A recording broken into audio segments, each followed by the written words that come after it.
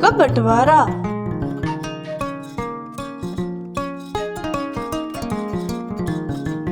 एक गांव था फूलपुर, जिसमें दो भाई रहते थे।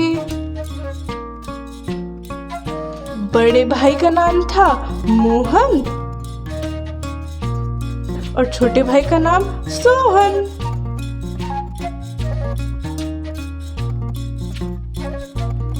दोनों भाई आपस में बहुत प्यार से रहते थे। अरे सोहन, अरे जल्दी जल्दी हाथ चला भाई, दिल ढलने वाला है। अभी तो घर जाके खाना भी पकाएंगे। हाँ भैया, मेरे पेट में भी भूख के मारे चूहे कूद रहे हैं। सोहन, भोले बाबा की कृपा रही तो फसल इस बार खूब बढ़िया होगी।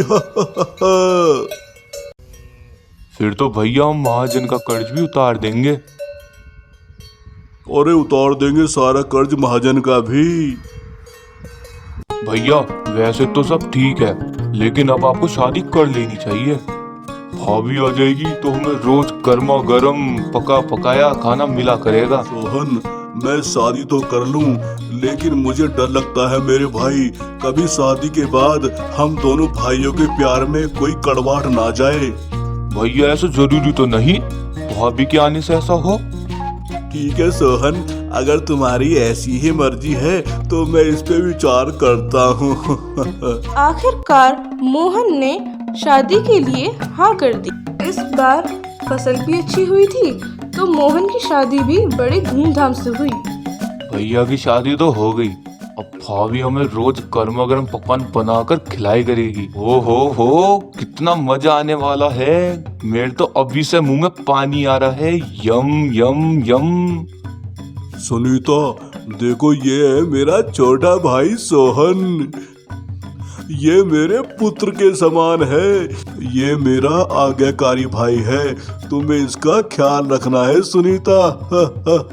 भाभी नमस्ते, आइए आइए, आपका हमारे घर में बहुत बहुत स्वागत है। मैं तो इसे अभी घर से बाहर निकालने के बारे में सोच रही हूँ। अरे किन ख्यालों में खो गई हो सुनीता? कहीं नहीं, मैं तो आप दोनों के प्यार को देख रही थी। मेरा छोटा भाई सोहन, ये मेरे पुत्र के समान है। ये मेरा आज्ञाकारी भाई है, तुम्हें। लेकिन कुछ दिनों बाद ही सोहन की भाभी ने अपना रंग दिखा दिया। कितना खाएगा? कुछ हमारे लिए भी छोड़ेगा? ये सारा भोजन खुद ही ठूस लेगा। भाभी मुझे खाना तो खाने दो। चल उठ, जानवरों को चारा डाल। सुनीता, तुम बहुत सही हो। सारा दिन काम करो और खाने के समय ताने सुनो। मुझसे कोई प्यार नहीं करता। सुनीता, देखो मैं शहर जा रहा हूँ। अरे तुम्हारे लिए कुछ लेके आऊं क्या? हाँ, देखो मेरी चूड़ियाँ कितनी खराब हो गई हैं। मेरे लिए शहर से नई चूड़ियाँ ला देना। भैया सुनो, मेरा कुर्ता फट गया है, मेरे लिए भी एक शहर से नया कुर्ता ले आना। ये निकम्मा कहाँ से आ गया? हाँ, बहुत नोट जोड़ रखे हैं तुम्हारे भैया ने। नया कुर्ता चाहिए बाबूजी को। चल खेत पर जा। लेकिन भैया मेरा भी तो कुछ ख्याल रखो। चल ठीक है, तू घर का काम तो करता ही है, एक कपड़ा तेरे लिए ले आऊंगा। तुम चुप रहो जी। जो धन है वो हम अपने बच्चों पर खर्च करेंगे, इस पर नहीं। जाओ आप। मैं तो बस ऐसे ही कह रहा था सुनीता।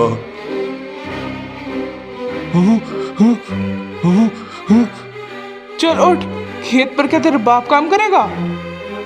अभी तक सो रहा है आलसी। ठीक है भाभी, मैं जाता हूँ।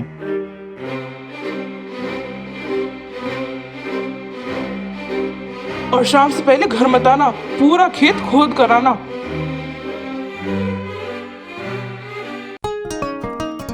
भूखे पेट आ गया, भाभी ने कुछ खिलाया भी नहीं। बड़ी जोरों की भूख लगी है। घर जाऊंगा, खाने के बजाय डांट मिलेगी। चलो भूख शांत करने के लिए कच्ची सब्जी ही खा लेता हूँ। सोहन, मेरे शहर जाने के बाद तुमने अपनी भाभी को बहुत परेशान किया है ना? नहीं भैया, मैंने तो ऐसा कुछ नहीं किया। मैं तो सारे दिन खेत में काम कर रहा था। अजी सुनो, भोजन लग गया है। इस निकम्मे के साथ समय खराब मत करो। देखो मैंने आपके लिए गर्मा गर्म जलेबी बनाई है। सुनीता, अरे तुम जलेबी बहुत ही स्वादिष्ट बनाती हो। आहा, मजा आ गया खाने में। भाभी, सारे दिन से कुछ नहीं खाया, मुझे भी थोड़ा खाना दे दो। आ गया भिखारी, खाना भी नहीं खाने देता। भैया भाभी मुझे बहुत दुखी रखते हैं, खाना भी नहीं देते। ले खा, भर ले अपने हाथी जैसे पेट को। न काम का न काज का, दुश्मन अनाज का। ले खा। सोहन रुको, मुझे तुमसे कुछ बात करनी है। क्या हुआ भैया, मुझसे कुछ गलती हो गई क्या? हाँ, मैं ही तुम्हें बुरा कहती हूँ। सुनो सोहन, अब हम तुम्हें और साथ नहीं रख सकते। तुम कुछ बोलते क्यों नहीं हो? बोलो। तुम्हारी भाभी ठीक कह रही है सोहन, अब हमें बंटवारा कर लेना चाहिए। लेकिन भैया, मुझसे ऐसी क्या गलती हो गई?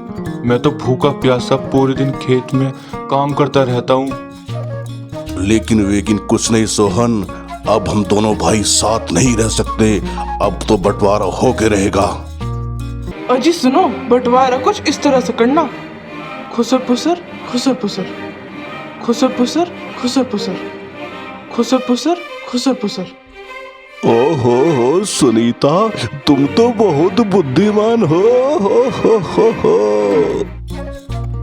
देख सोहन, ये है हमारी भैंस बसंती।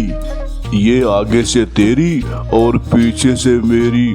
क्यों, सही है ना? जैसा आप ठीक समझो भैया। अब इधर आ, ये घर मेरा और घर के सामने का चौक तेरा। क्यों, बंटवारा सही है ना सोहन? ये बिजली का मोटर तेरा और कुएं का पानी मेरा। सोहन, सही है ना? ठीक है भैया। ये फसल ऊपर से मेरी और नीचे से तेरी। क्यों, सही है सोहन? भैया, आपने सोच समझ के ही बंटवारा किया होगा। देखा मैंने कितना अच्छा बंटवारा किया है सोहन। भैया, आप मेरा बुरा थोड़ी चाहेंगे। आपने जो बंटवारा किया है वो सही किया होगा। सोहन, तू इधर क्या करने आ रहा है? भैया, मुझे भैंस का दूध निकालना है। भूल गया बंटवारे का नियम? ये भैंस पीछे से मेरी है तो दूध भी तो मेरा ही होगा सोहन। अरे इधर क्यों आ रहा है? ध्यान है ना, चौक तेरा है, घर मेरा। हैं? इसका मतलब भैया मैं घर में नहीं आ सकता, मैं चौक में ही रहूंगा। लगता है भैया ने बंटवारा सही नहीं किया। उन्होंने मेरे भोलेपन का फायदा उठाया है। आपने बगैर बताए सारी फसल काट ली भैया, ये तो अन्याय है। देख सोहन, जमीन के ऊपर की फसल मेरी थी तो मैंने काट ली, नीचे की तेरी है, तू भी काट ले। भैया ने मेरे साथ बंटवारे के नाम पर धोखा किया है। उन्होंने मेरा सब कुछ छीन लिया और मुझे भिखारी बना दिया। अरे बच्चा, कैसे उदास बैठे हो? कोई समस्या है क्या? अगर कुछ है तो बाबा को बताओ, बाबा समाधान अवश्य करेंगे। बाबा, मेरे साथ धोखा हुआ है। मेरे भैया भाभी ने मुझसे मेरा सब कुछ छीन लिया और मुझे दर दर ठोकर खाने के लिए छोड़ दिया। मैं बहुत परेशान हूँ बाबा। बस इतनी सी बात? मैं तुम्हें इसका समाधान बताता हूँ, जरा अपना कान इधर लाओ। खुसर पुसर, खुसर पुसर, खुसर पुसर, खुसर पुसर। बाबा, ये तो तरकीब आपने बहुत अच्छी बताई। अब आएगा मजा। हा हा हा हा हा हा। अरे सोहन, पागल हो गया है क्या? सारे चौक को गीला मत कर, कीचड़ हो जाएगी। जो चौक मेरा है, मैं इसे गीला रखूं या सूखा, ये मेरी मर्जी है। तुमसे मतलब? अरे सोहन, ये क्या कर रहा है? अरे सारा चौक गीला हो गया। तुम कौन होते हो बोलने वाले? बंटवारे के हिसाब से ये चौक मेरा है, तुम्हारा इस पर कोई अधिकार नहीं है। तुमने मेरे भोलेपन का फायदा उठाकर मुझसे मेरा घर छीन लिया, मेरे खेत छीन लिए और मुझे भिखारी बना दिया। मुझे माफ कर दे सोहन, आज से घर और चौक पर जितना अधिकार तेरा इतना मेरा। अरे ये मोटर कौन ले गया? लगता है इसमें भी सोहन की चाल है। हाँ सही कहते हो, ये चाल मेरी ही है। पटवारी के हिसाब से मोटर मेरा था तो मैं ले गया।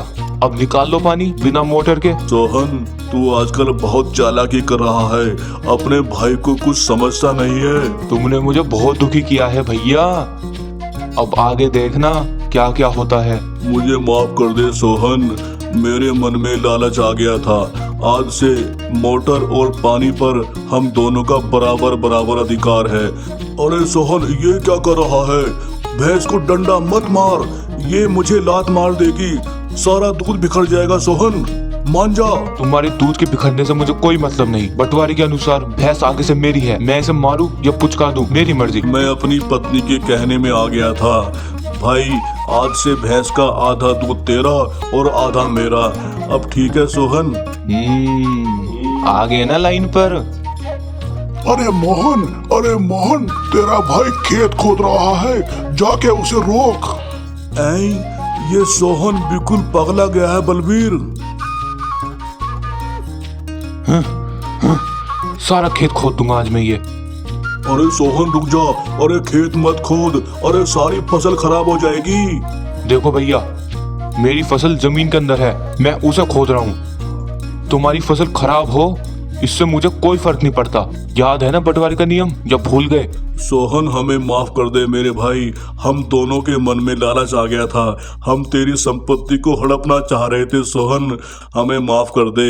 सोहन, मुझे माफ कर दो, मैंने तुम्हारे साथ बहुत जुर्म किए हैं। ठीक है भैया, चलो मैंने तुम्हें माफ किया। और फिर दोनों भाई फिर से फूलपुर गांव में खुशी खुशी रहने लगे। अब दोनों ऐसे मिल के रहना, सोहन मोहन।